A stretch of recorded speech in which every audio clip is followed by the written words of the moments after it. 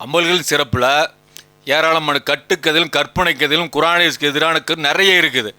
அதில் பார்த்தீங்கன்னா இந்த சஹாபாக்களுடைய வரலாறு எழுதும்போது அதுலேயும் நிறைய இருக்குது. அதில் ரத்தம் குடித்த இப்னு சுபைர்னு சொல்லி 1028 பக்கத்தில் இருக்குது. ஒருவிட நபி ஸல்லல்லாஹு அலைஹி வஸல்லம் அவங்க ரத்தம் குத்தி எடுத்து அந்த ரத்தத்தை அப்துல்லா பின் சுபைர் அவங்கள்ட்ட கொடுத்து இதனை எங்கேயாவது புதைச்சிரு அப்படின்னு சொன்னாங்க. அதனை வாங்கி சென்ற அவர்கள் புதைத்து விட்டதாக கூறினார்கள். எங்கு புதைச்சிங்க அப்படின்னு கேட்டபோது நான் அதை குடித்து விட்டேன் என்றார்கள்.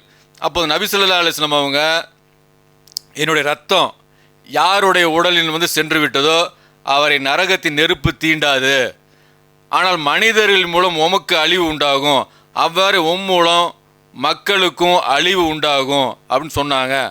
ரசூலுல்லாஹி ஸல்லல்லாஹு அலைஹி வஸல்லம் அவர்களுடைய கழிவுப் பொருட்கள் இரத்தம், மலம், சிறுநீர் அனைத்தும் பரிசுத்தமானவை என்பதில் எந்த கேள்விக்கும் இடமில்லை அப்படின்னு சொல்லி இந்த விஷயத்தையும் பதிவு பண்ணுறாங்க. பொதுவாக நீங்கள் பார்த்தீங்கன்னா இரத்தத்தை குறித்து அது நபியோடைய ரத்தமாக இருக்கட்டும், சஹாபா ரத்தமாக இருக்கட்டும், ரத்தம்ங்கிறது பொதுவாக விளக்கப்பட்டதா என்னன்னு கேட்டிங்கன்னா 2வது சூரா 171 அல்லாஹ் சொல்லும்போது தானாக செத்தது ரத்தம், பன்றி நிறைச்சி அல்லாஹ் அறுக்கப்பட்டது, இது எல்லாமே ஹராம் தான் அல்லாஹ் சொல்கிறான். அப்போ ஹராம் அல்லாஹ் சொல்லும்போது இது நபியோட ரத்தம் ஹலால் தான் இப்படிங்கிற விஷயத்தை அவங்க பேசுகிறாங்க. அப்போ இந்த செய்தி இவங்க சொல்கிறாங்க. இந்த செய்தி ஹதீஸ் நூல்கள் இருக்குதான்னா தாரகுத்னி அப்படிங்கிற ஹதீஸ் நூலில் இருக்குது. ஆனால் இந்த ஹதீஸ் பார்த்தீங்கன்னா எல்லாமே பார்த்தீங்கன்னா பலவீனமான செய்தி. அப்போ பலவீனமான செய்தியை கொண்டு தான் நபிக்கு தனியான சிறப்பு நிறைய இருக்குது. நபி ஸல்லல்லாஹு அலைஹி வஸல்லம் அவங்களுக்கு தனிப்பட்ட சிறப்புகள் ஏராளமாக இருக்குது. அந்த ஏராளமாக உள்ள விஷயத்தெல்லாம் தூக்கி போட்டுட்டு இவங்க என்ன சொல்லுவாங்கன்னா நபியோட ரத்தம் ஹலால் தான், நபியோடைய மலம் ஹலாலு, நபியோடைய சிறுநீர் ஹலாலு, எல்லாமே ஹலால், அசுத்தம் கிடையாது இப்படிங்கிற மாதிரி விஷயத்தை கொண்டு தான் தப்ரானிலையும் தாரகூத்திலையும் உள்ள 2-3 ஹதீஸில் கொண்டு தான் காட்டுறாங்க. காட்டும்போது தான் இது எல்லாமே பிரச்சனைக்குரிய செய்தி. நபி ஸல்லல்லாஹு அலைஹி வஸல்லம் இப்படி ஏவலை, நபி ஸல்லல்லாஹு அலைஹி வஸல்லம் இப்படி கட்டளையிடவும் இல்லை.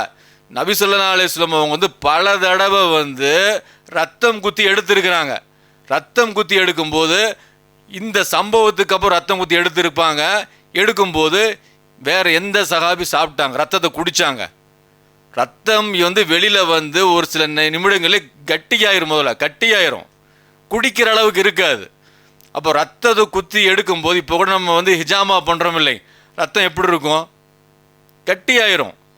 எடுத்து வெளியில் எடுத்து நம்ம கொட்டும் போது ஒரு கப்பில் இருக்கும்போது அது அப்படி குளன்னு சொல்லி வெளியில் உழுகும், திரவமாக வராது. இவங்க என்ன இந்த செய்தியில் காட்டுறாங்கன்னா நபியோட ரத்தத்தில் குடித்தாங்க அப்படின்னு வரும். அப்படி இல்லை. அப்போ இந்த செய்தியெல்லாம் பொய்யான செய்தி.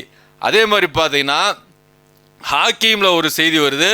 இந்த மாதிரி இப்போ இந்த செய்தியிலே எப்படி வருது, குடிச்சிட்டிங்களா அது புதைச்சிட்டிங்களான்னு கேட்கும்போது புதைச்சிட்டேன்னு சொல்லி பொய் சொல்கிறாரு. அப்துல்லா பின் சுபைர் பொய் சொன்னதாக தான் வருது.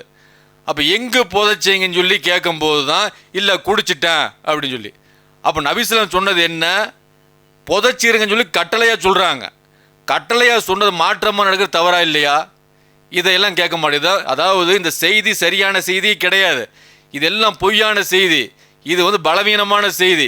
இந்த செய்தியை கொண்டு தான் நபியோட சிறப்பை உயர்த்துங்கிற அடிப்படையில் பல நூல்கள் எழுதி வச்சிருக்கிறாங்க.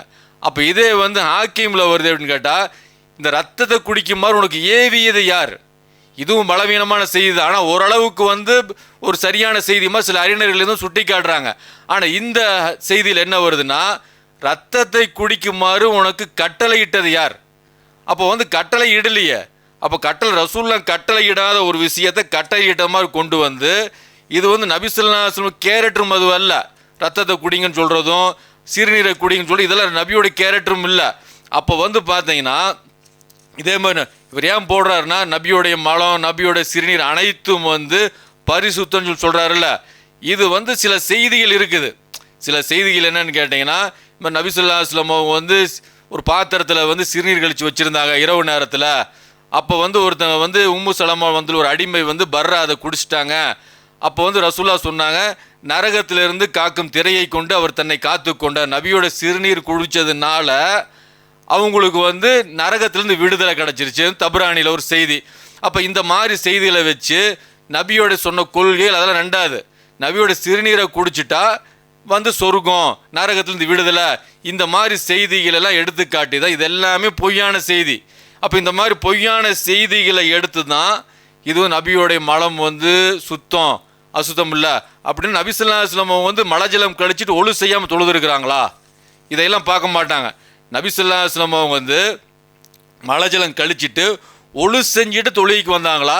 இல்லை வந்து இது அசுத்தம் இல்லை, அதனால் நான் தூய்மை பண்ண வேண்டிய அவசியம் இல்லை, அதனால் நான் வந்து அப்படியே வந்துடுவேன், இல்லற வாழ்க்கையில் ஈடுபட்டாலும் வந்து நான் வந்து அசுத்தமாக மாட்டேன், குளிக்க மாட்டேன், இப்படி வந்திருக்கிறாங்களா? இது இல்லை. இது இல்லாத விஷயத்தை வந்து இருக்கிற மாதிரி காட்டும் போது தான் இது பிரச்சனை வருது. அதாவது வந்து ஹதீஸில் வந்து ஒன்று இருக்கும், ஆயத்தில் ஒன்று இருக்கும், அதையெல்லாம் தூக்கி போட்டு நபியோடைய வந்து புகழை உயர்த்துவதற்காக வந்து இந்த மாதிரி விஷயத்தை வந்து பண்ணுறாங்க. இது வந்து நபி ஸல்லல்லாஹு அலைஹி வஸல்லம் வந்து சஹாபா ரத்தம் குடிச்சாங்கன்னு சொல்லக்கூடிய விஷயம்லாம் அப்பட்டமான பொய். இதுவும் இந்த புத்தகத்தில் இருக்குது. அதெல்லாம் இந்த புத்தகத்தை வந்து முற்றிலும் நம்ம புறக்கணிக்கணும்.